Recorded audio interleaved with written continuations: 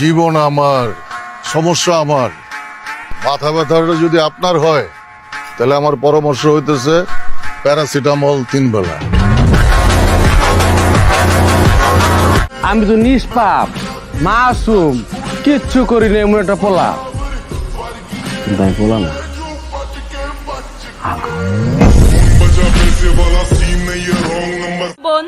পীর হইছি কয়দিন, বৎস ভুলে গেছো কি ছিলাম সেদিন।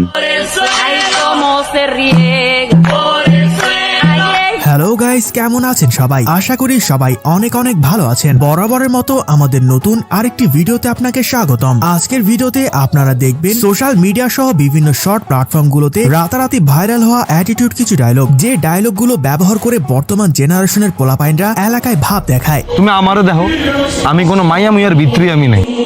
পোলা মানুষ জীবনে বিদেশ যাবো, টাকা পয়সা কামাইবো, মায়া মানুষ এমনি ফুরফুরে চলে যাইব। ওই সকালে নাস্তার পর একটা, দুপুরে একটা, খাওয়ার পর আর রাইতে ডিনারের পর একটা টান্না দিলে কেমন জানি লাগে, মানে কি জানি খাই নাই, অস্থির অস্থির লাগে। সুতরাং গাইস, আমাদের সাথে আপনিও অ্যাটিটিউড কাকে বলে, কত প্রকার ও কি কি সবকিছু একসাথে জানতে আজকের ভিডিওটি সম্পূর্ণ দেখার অনুরোধ রইল। কেননা শেষে এমন কিছু ডায়লগ রয়েছে যা আপনার রক্ত গরম করে দেবে। জাগ্গা পোলাপাইন জিত করলে বাদশা, আর মাইয়ারা জিত করলে ওই জগে পানি দে। আর হ্যাঁ গাইস, ভিডিও শুরুর আগে যারা এখনো আমাদের চ্যানেলটি সাবস্ক্রাইব করেননি তারা অবশ্যই সাবস্ক্রাইব করে পাশের বেল বাটনে ক্লিক দিয়ে রাখবেন। ধন্যবাদ। সময় কম, শুরু করো। সো গাইস, লিস্টের শুরুতেই দেখবেন অ্যাটিটিউড কিং পাশা ভাইয়ের ভালোবাসার অলিগলি নাটকের রক্ত গরম করা একটি ডায়লগ। আমার কাছে যে মেশিন আছে ওটি বললাম অবৈধ না, লাইসেন্স করা, আইন কানুনও জানি, সবসময় বাইর করানো যায় না। আর যদি বাইর করে ফলায়, লাশ না ফলায় কিন্তু। ভাই রে ভাই, পাশা ভাই মানে আগুন, তার মুখের এক একটি লাইন যেন বারুদের মতো ফুটে ওঠে। ঠিক আছে, আমরা কেস উঠায়েন না, আমরাও দেখি কি করতে পারি। পরে শহর থেকে কেউ হারাই গেলে আবার কাইদেন না। আপনি কি আমাকে থ্রেট দিতেছেন? পাশা কাউরে থ্রেট দেয় না, পাশার আওয়াজটাই একটা থ্রেট।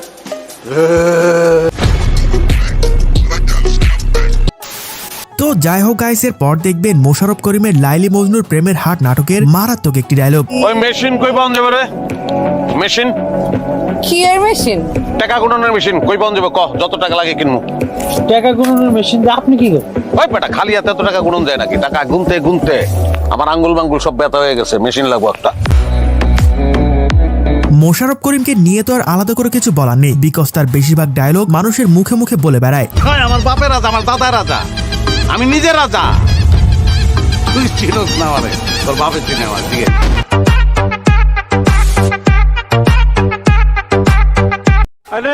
সো গাইজ, এর পরে রয়েছে নারায়ণগঞ্জের কিং শামীম ওসমানের স্টেজ কাঁপানো রক্ত গরম করা একটি ডায়লগ।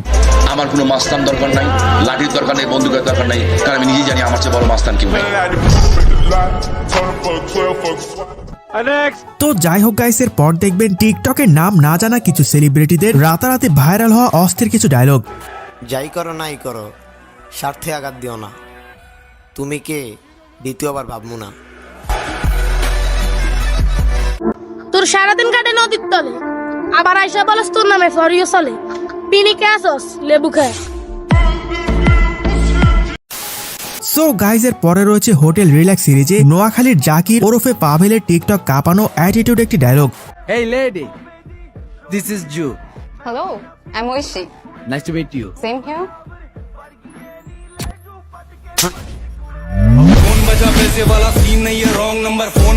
ভাবতেই অবাক লাগে, একসময় যে শুধু একটি টিভি শোতে স্ট্যান্ড আপ কমেডি করতো, আজ তার এক একটি নাটকের ডায়লগ বাংলাদেশ কাঁপাচ্ছে।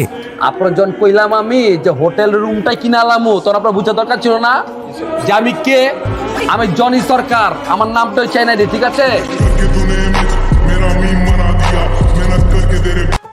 তো যাই হোক গাইস, এর পর দেখবেন ওমর অন ফায়ারের টিকটকের ফরেউতে ঝড় তুলে দেওয়া মারাত্মক কিছু ডায়লগ। যদি 2023 সালে আমার ব্যবহারে কেউ কোনো কষ্ট পেয়ে থাকেন, তাইলে 2024 সালে তারা আমার থেকে একটু দূরেই থাকেন, কারণ সাল বদলাবে, আমি না। অভাবের সময় অপমান গায়ে লাগাইতে নাই, তাই চুপচাপ সহ্য করতেছি। একবার কাটতে দেও অভাব, অনেক ভয়ঙ্কর হইব এই অপমানের জবাব। সো গাইজ এর পরে রয়েছে পলাশ ওরফে কাবিলার নেট দুনিয়ায় রাতারাতি ভাইরাল হওয়া দুই নাটকের অ্যাটিটিউড একটি ডায়লগ। তুই একটা মেয়েকে প্রপোজ করছস, ওই মেয়ে তোকে রিজেক্ট করবে, আবার প্রপোজ করবি, আবার রিজেক্ট করবে, আবার প্রপোজ করবি, আবার রিজেক্ট করবে। এরকম করতে করতে তুই প্রপোজ করতেই থাকবি আর ওর তোকে রিজেক্ট করতেই থাকবে। এরকম প্রপোজ করতে করতে রিজেক্ট খাইতে খাইতে এমন একটা দিন আসবে যেদিন দেখবি একটা মেয়ে আচমকা তোকে প্রপোজ করে বসছে। তখন তুই কি করবি? এদিনে মুখে জড়ায় ধরবো। নো, তখন তুই ওকে রিজেক্ট করবি। আসলে কাবিলা মানে আগুন। তার বেশিরভাগ ডায়লগ বর্তমান জেনারেশনের পোলাপাইনদের মুখে মুখে ঘুরে বেড়ায়। কয়দিন পর নেতা হবি, এখন এত বয়ডর পাইলে চলবো বেটা? কনস্ট্রাকশন বিল্ডিং এ যেটি সাজায় রাখছি, এটি দেখলেই তো বেটা নগদে ফিট হয়ে যাবে। তো যাই হোক গাইস, এর পর দেখবেন কেজিএফ চ্যাপ্টার 2 এ ইয়াসের সারা বিশ্বে ঝড় তুলে দেওয়া মারাত্মক একটি ডায়লগ। Violence, violence, violence. I don't like it. I avoid. But violence likes me. I can't avoid. So guys এর পরে দেখবেন ছোট পর্দার জনপ্রিয় অভিনেতা নির্জন নাহুইলের টিকটক কাঁপানো অ্যাটিটিউড একটি ডায়লগ। যারা ব্যাক বেঞ্চে বসে না, which means ব্যাক বেঞ্চার্স, ওরা একটা জিনিয়াস। আর ক্লাস তো শুধুমাত্র সিলেবাস কভার করে, ব্যাক বেঞ্চার্সরা পুরো ইউনিভার্স কভার করে। আর পৃথিবীতে যত বড় বড় জিনিয়াস আছে না, সবগুলাই back benchers. Anyway guys, back bencher পোলাপাইনরা কমেন্টে আওয়াজ দিয়ে যাবেন। তো চলুন নির্জনের আরেকটি মারাত্মক ডায়লগ দেখে আসি। গুরু, তুই কিন্তু খুব বেশি বার বাড়তেছিস। প্রথম শব্দে গুরু বললি, সেকেন্ড শব্দে তুই বলে সম্বোধন করতেছিস। রেসপেক্ট করবি না ইনসাল্ট করবি আগে ডিসাইড কর। আই গেস তুই রেসপেক্ট করবি, কারণ ইনসাল্ট করার রাইট তোর আমি দেই। তো যাই হোক গাইস, এর পর দেখবেন সোশ্যাল মিডিয়ার জনপ্রিয় content creator emotional man Liton ভাইয়ের অস্থির কিছু ডায়লগ। আমার বাবা আমার গর্ব না হলেও আমি কিন্তু আমার বাবার গর্ব হয়েছি।